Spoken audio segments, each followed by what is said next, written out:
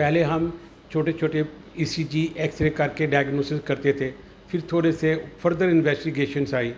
अब most of the procedures जो cardiologist करते हैं वो ट्रीटमेंट एक तो दवाई से होता है, in addition interventions are required. तो इंटरवेंशन एक डेफिनेटिव लाइन ऑफ मैनेजमेंट है which is very important. Pacemaker बहुत किस्म का है, तो it is called as intervention. Intervention can be one type of pacemaker और one chamber pacemaker, two chamber pacemaker और बोथ साइडेड पेसमेकर। जैसे किसी को खाने की ज़रूरत है, ऐसे ही जब भी हमारी एज बढ़ती है कुछ न कुछ बीमारियाँ आती हैं। हर आदमी को 40 साल के पास डॉक्टर की सलाह मशवरा लेना चाहिए, उसके बेसिक टेस्ट करा लेने चाहिए, और बेसिक टेस्ट डॉक्टर जब पूछता है तो उसके लिए स्पेसिफाइड टेस्ट भी करा लेने चाहिए और डॉक्टर की सलाह ज़रूरी मारनी चाहिए। ऐसे ही एक इंटरवेंशनल डे ऑफ कार्डियोलॉजी है, बिकॉज आजकल जो इंटरवेंशन है these are the common procedures. पहले हम छोटे छोटे ईसीजी एक्सरे करके डायग्नोसिस करते थे, फिर थोड़े से फर्दर इन्वेस्टिगेशंस आई। अब मोस्ट ऑफ द प्रोसीजर्स जो कार्डियोलॉजिस्ट करते हैं वो ट्रीटमेंट एक तो दवाई से होता है, in addition interventions are required.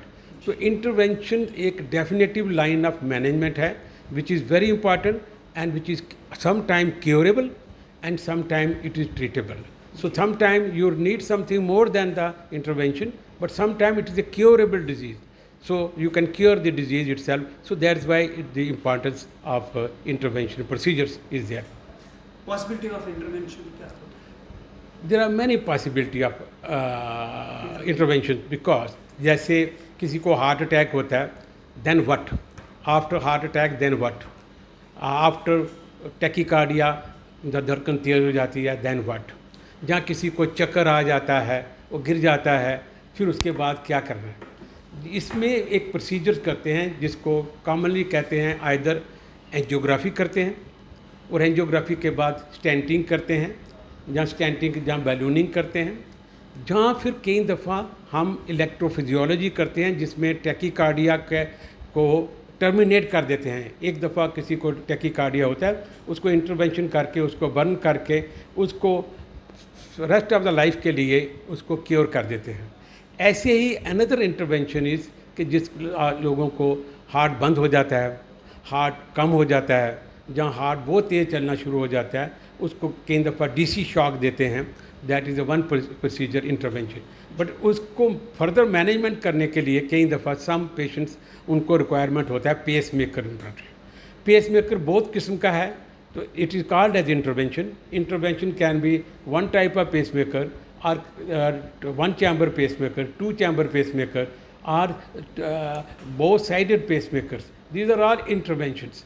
There are many other interventions. कई दफ़ा हम बैलून डाल देते हैं, कई दफ़ा एक डिवाइस क्लोजर कर देते हैं, या कई दफ़ा कार्डलेस पेसमेकर डाल देते हैं, या कई जगह पे ब्लॉकेज करना है, उसको ASD जैसे सुराख होते हैं लोगों, उनको क्लोज करना है, तो दैट इज़ आल्सो डिवाइस। कई दफ़ा कई प्रोसीजर हैं जिसमें कंबाइंड पेसमेकर प्लस एंजियोप्लास्टी करते हैं। तो these are all procedures included in various forms of interventions. Benefits की बात अगर हम करेंगे, किस किस्म के इंटरवेंशंस में benefit? Interventions are only done when there is a likelihood of benefit. Without likelihood of benefit, no intervention is being done. Then it is called as a diagnostic procedures. Rather, whenever there is some likelihood, some benefit, the interventions are done. जैसे pacemaker डालते हैं, person सारी life के लिए ठीक हो जाता है। जैसे किसी को अरिथमिया है, उसको बर्न करते हैं इलेक्ट्रोफिजियोलॉजी करके, अबलेशन करके, he is cured for rest of the life. या स्टेंटिंग करते हैं, जहाँ किसी को डिवाइस क्लोजर करते हैं, तो इसके काफ़ी बेनिफिट हैं। विदाउट ऑपरेशन पहले हम बाईपास करते थे सब पेशेंट्स का, जिसको आर्टरी बाईपास नैरोइंग होती थी। अब उसको बगैर बाईपास किए हुए उसके रिस्क कम हो जाते हैं और स्टेंटिंग से कर सकते हैं। तो this is called as various interventions. कोई खतरा इससे? एवरी प्रोसीजर कोई भी करते हैं तो उसका थोड़ा सा रिस्क होता है, लेकिन जब किसी का बेनिफिट करने के लिए कोई रिस्क लेते हैं तो वो रिस्क कम होना चाहिए। अगर बेनिफिट ज़्यादा हैं और रिस्क कम हैं तो उसको ज़रूरी करना चाहिए। तो इतना ज़्यादा रिस्की प्रोसीजर नहीं है, बट देयर आर ऑलवेज, जैसे हम कहते हैं कि इंजेक्शन लगाने से भी थोड़ा रिस्क होता है, ऐसे थोड़ा रिस्क होता है। इसमें दवाई लेनी चाहिए या नहीं लेनी चाहिए? हाँ, जब किसी का हम इंटरवेंशन करते हैं, सम टाइम अगर वो क्योरेबल है तो उसको कोई दवाई की ज़रूरत नहीं पड़ती है, लेकिन मोस्ट ऑफ द टाइम जब कहीं इंटरवेंशन जैसे स्टेंटिंग किया, बाईपास किया, जहाँ किसी का पेसमेकर लगाया, जहाँ किसी को एरिथमिया है, जहाँ किसी को हार्ट फेलियर डिवाइस डालते हैं, इनको in addition to the device closure और in addition to the interventions you require some form of drugs available and regular follow-up with the doctors so that further management can be done. Doctor साहब, हम जाते जाते किस किस्म को एक आदमी को अपना स्वस्थ दिल और दिमाग तो दोनों इम्पोर्टेंट चीज़ हैं, कैसे इनको स्वस्थ रखा जाए? जैसे किसी को खाने की ज़रूरत है, ऐसे ही जब भी हमारी एज बढ़ती है कुछ न कुछ बीमारियाँ आती हैं, जैसे ब्लड प्रेशर आता है, इस्कीमिक हार्ट डिजीज़ आती है, स्ट्रेस होती है, तो इसमें काफ़ी लोगों को कुछ न कुछ हो जाता है। तो मेरी अपनी राय है कि हर आदमी को 40 साल के पास डॉक्टर की सलाह मशवरा लेना चाहिए, उसके बेसिक टेस्ट करा लेने चाहिए, और बेसिक टेस्ट डॉक्टर जब पूछता है तो उसके लिए स्पेसिफाइड टेस्ट भी करा लेने चाहिए, और डॉक्टर की सलाह ज़रूरी मारनी चाहिए।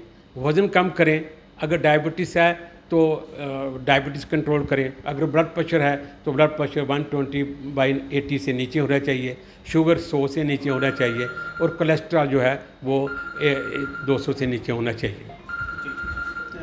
क्या पैगाम देना चाहते हैं आप अपने दर्शकों को जो prevention of cardiology on international intervention day I will advice के जो भी किसी को डॉक्टर को सलाह जरूरी लेना चाहिए। अगर डॉक्टर बोलता है कि इसको पेसमेकर लगाओ, जहाँ डॉक्टर कहते हैं इसकी कॉर्नरी एंजियोग्राफी कराओ, जहाँ पेसमेकर लगाओ, जहाँ स्टेंटिंग डलवाओ, तो उसकी ज़रूरी सलाह मारनी चाहिए, और डॉक्टर से ये भी पूछ लेना चाहिए कि इसमें रिस्क कितने हैं, फ़ायदा कितना है। You can ask during that time, you can talk to the doctor. Investigation should be done as per the doctor's advice. जाते जाते क्या पैगाम? आई विल सजेस्ट कि डॉक्टर के सलाह मशवरा ज़रूरी करना चाहिए, और जब भी किसी को कोई ज़रूरत पड़े, चेस्ट पेन हो, डॉक्टर सलाह मशवरा करनी चाहिए, डॉक्टर को कंसल्ट करना चाहिए, और जब भी चेस्ट पेन हो उसको इग्नोर ना करें, जब भी सिंकोपी हो उसको इग्नोर ना करें, अगर आपको सांस फूलता है तो इग्नोर मत करें। इन सब चीज़ों का इलाज आजकल मुमकिन है, और you should consult the doctor. Take one अब आपके व्हाट्सएप पर। व्हाट्सएप करिए हाय 9728253663 पर।